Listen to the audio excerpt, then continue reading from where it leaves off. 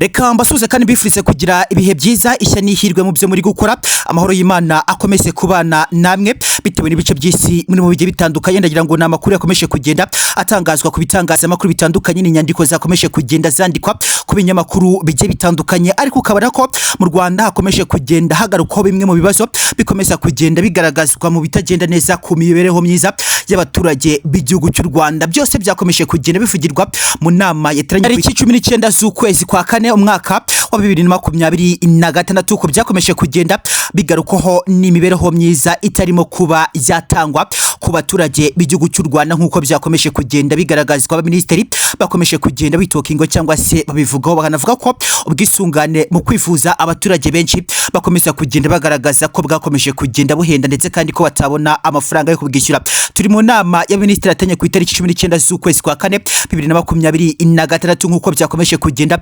bigarukaho n'abaministeri bakomeje kugenda baterana ndetse kandi ubona ko ibyakomeje kugenda bivugwa. Societe y'itumanaho MTN yakomeje kugenda igarukaho nyuma yo gutanga serivisi itanoze cyangwa se mu byukuri nyuma yo guhereza abakiriya bayo serivisi ndetse n'abaturage b'igihugu cy'u Rwanda kuba bakomeje kugenda bagaragaza ko societe y'itumanaho mu gihugu cy'u Rwanda MTN yakomeje kugenda ikora amabara cyangwa se ikagaragaza reaction z'ubujura cyangwa se ubusambo byose kandi byakomeje kugenda bivugwa ni byakomeje kugenda bigarukaho ndetse kandi n'ikibazo cy'ibiciro ku isoko ry'umurimo bikomeza kugenda bizamuka cyane nkuko kandi bikomeza kugenda bigaragazwa rakomeza kugenda ubona ko abaturage bakomeza kugenda bagaragaza ko ibiciro birakomeza kugenda bizamuka cyangwa se uraza kuba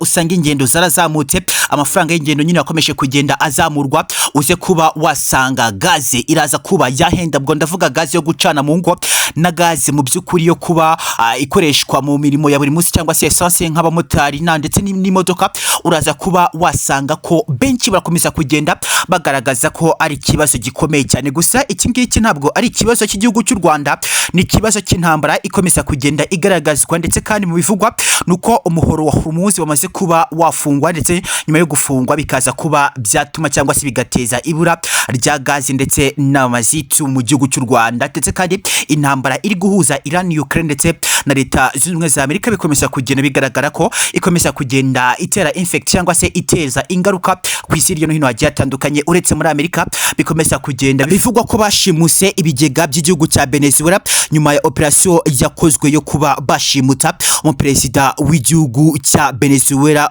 Bwana Maduro akaba yarashimuswe n'igihugu cya leta zunze ubumwe za Amerika. Ni operation yateguwe na Donald Trump ndagira ngo byaravuzwe cyane byo ngibyo murabizi sibyo tuje kuba twaganiraho ku mbereho myiza y'abaturage b'igihugu cy'u Rwanda ibiri kugenda neza ibitari kugenda neza byose tugiye kuba twabitokingaho icyo tugiye kuba twavuga kuri aka kaya tugiye kwibanda ku bwisungane mu kwivuza twibande mu by'ukuri ku biciro bikomeza kugenda bizamuka ku isoko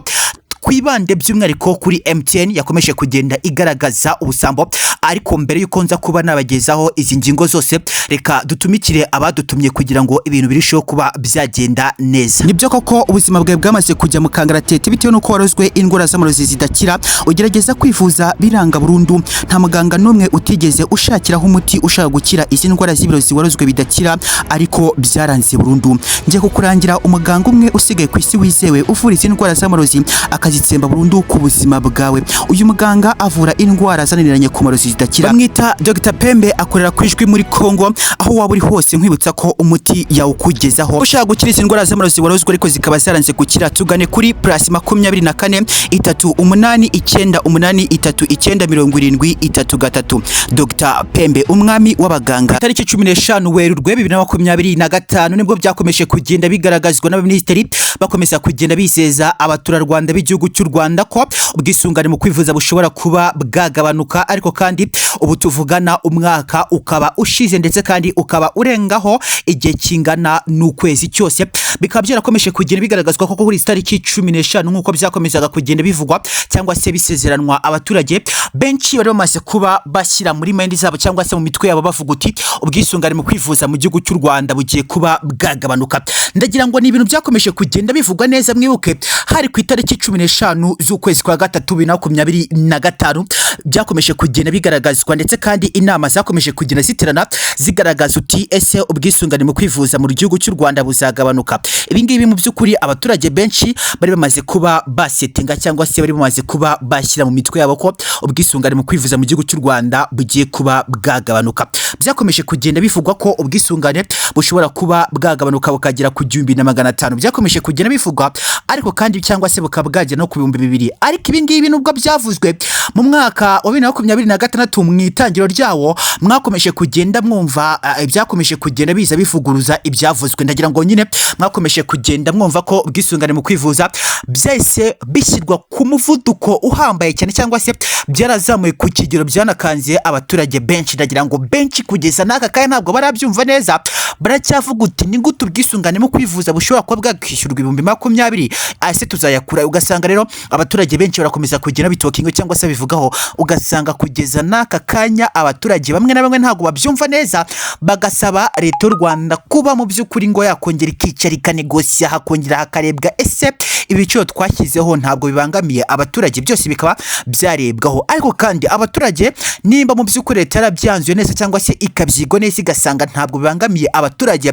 nihatangire ubukangurambaga buza kuba bwahabwa abaturage. Kuko kuri aka kanya uraza kuba wazenguruka imidugudu itandukanye mu gihugu cy'u Rwanda, uraza gusanga harimo abaturage bakirimo kuvuga ko aya mafaranga yashyizweho ababangamiye cyangwa se ari menshi, ugasanga baracyafite inzitwazo. Njyewe ndasaba mu by'ukuri ikigo cya RSSB cyangwa se igihugu cy'u Rwanda nibongere bicare, nibasanga koko aya mafaranga agiye kujya yishyurwa kuri buri muturage kuri mituweli, bagasanga koko nibyo kandi birakwiye, nihatangizwe ubukangurambaga batangire kumvisha abaturage icyiza cyo gutanga amafaranga. Nubwo bivugwa na leta y'u Rwanda ariko ukabona ko abaturage batarabyumva neza, ugasanga aracyarimo ikibazo gikomeye cyane, ndetse kandi leta iracyafite akazi ko kumvisha abaturage ese aya mafaranga tugiye gutanga cyangwa se mugiye gutanga nk'abanyarwanda azajya aba nk'ubwishyu bwa mituweli cyangwa se ubwisungane mu kwivuza, azaba kuba yarazamutse gutya, inyungu ziri kuri wa muturage ugiye gutanga amafaranga ngana gutya nizihe?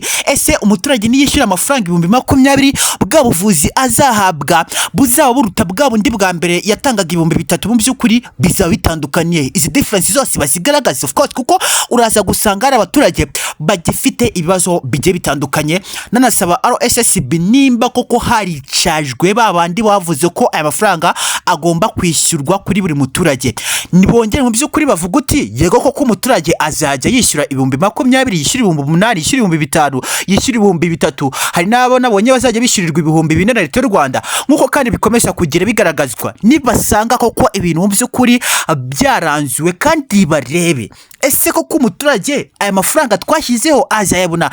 Nubwo bivugwa ko ari byiza ko umuturage azajya yishyura 2020, akishyura 8,000, akishyura 5,000, akishyura 3,000, akishyura 2,000 akabyishyurwa na leta, mu by'ukuri bizaba bimeze gute? Nkuko kandi bikomeza kugira bigaragazwa, nagira ngo byanzuwe neza binavuga ko umuturage mu cyiciro cya mbere azajya yishyurirwa 2,000 bigera kuri 4 na leta y'u Rwanda, mu cyiciro cya kabiri akishyura 3,000 leta ikamushyira amafaranga 1,000 nk'inyunganizi y'igihugu,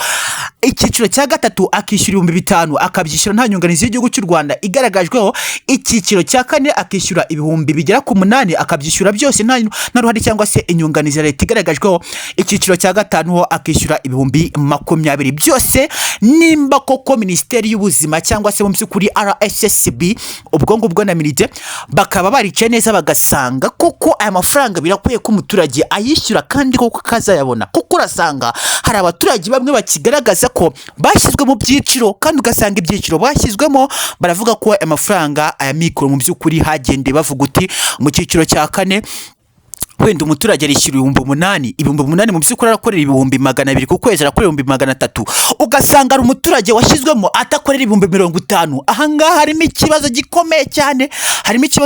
cyane, abayobozi bagomba kongera bakigo bakareba bino byiciro ese nta makosa barimo, kuko nimba harimo amakosa koko hari umuturage uri buze kuba wabirenganiramo. Nimba byaravuzwe ko mu cyiciro cya kane cya gatatu bw'icya gatatu arishyura 5,000, icya kane yishyura 8,000, ugasanga icyiciro cya gatatu gatatu uyu muturage mu by'ukuri leta ishyiraho ibi byicangwa aya mafaranga ko uko azajya yishyurwa uyu muturage wo mu cyiciro cya gatatu byanzwe ko agomba kuba yinjiza amafaranga agira ku bihumbi byibura 100 ariko ugasanga ari muturage urimo mu by'ukuri tunjiza n'ibihumbi 30 cyangwa ibihumbi 20 ni ikibazo gikomeye cyane leta igomba kuba yakongera ikigaho sefini ngewe ubwo ngubwo mba mvuze ubwo abaturarwanda mamwantumye mba mbatumikiye reka mbabwira ngo mu by'ukuri dukomeza kugena twibanda ku makuru yatuma igihugu cy'u Rwanda cyacu gitera imbere ndetse kandi n'ibitagenda neza tukabivuga nk'uko itegeko